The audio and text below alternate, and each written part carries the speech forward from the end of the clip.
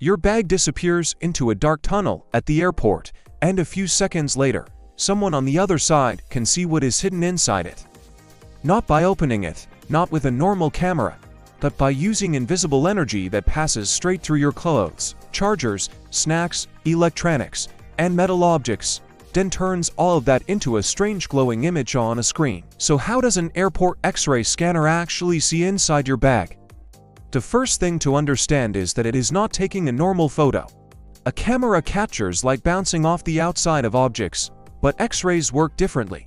They are a form of electromagnetic energy powerful enough to pass through many materials. Inside the scanner, there is an X-ray source on one side and a detector on the other. Your bag moves between them on the conveyor belt, and as the X-rays pass through, different items block different amounts of energy. A soft t-shirt lets a lot of X-rays pass through. A plastic bottle blocks more. A laptop battery, metal tool, or thick electronic part blocks much more. The detector measures what comes out the other side, and the computer turns that information into an image. But here's the clever part. The scanner is not only looking at shapes. It is also trying to understand what things are made of. That is why airport X-ray images appear in strange colors like orange, blue, and green. Those are not the real colors of your items. They are computer-added colors based on how different materials absorb X-rays. Many scanners use dual-energy X-ray imaging, which means they compare how objects react to two different X-ray energy levels. This helps the system estimate whether something is organic, inorganic, or metallic. Organic materials, like food, paper, cloth, and many liquids, often appear in warm colors like orange. Metals usually appear blue or very dark. Mixed materials can appear green.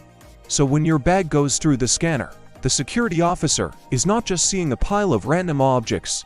They are seeing a map of density, shape, and material type. A phone might show dense battery. A laptop might appear as a large rectangular object with internal parts. A bottle may show both the container and what is inside it. A bunch of cables may appear as twisting lines, but bags are messy, things overlap. A charger may sit under a book. A bottle may be behind a laptop. Metal objects can create dark areas that hide detail. This is why older 2D X-ray scanners can sometimes look confusing, because they flatten everything inside your bag into one image. Newer airport CT scanners go even further. CT stands for computed tomography, and instead of creating only one flat X-ray image, these scanners capture X-ray data from multiple angles. The computer then builds a 3D image of the bag, allowing security officers to rotate it on screen and inspect layers digitally without opening it every time. That is why some modern airports allow passengers to leave laptops and liquids inside their bags. The scanner is no longer relying only on a flat shadow. It can understand the bag in 3 dimensions, but the machine still does not work alone. Airport screening combines physics, software, and human judgment. The scanner highlights material differences. The software can flag suspicious shapes or unusual material patterns. The operator checks anything that looks unclear. And if the image still does not make sense, the bag can be inspected separately. So the real magic is not that airport scanners see through your bag like superhero vision. They measure how invisible X-rays change as they pass through your belongings.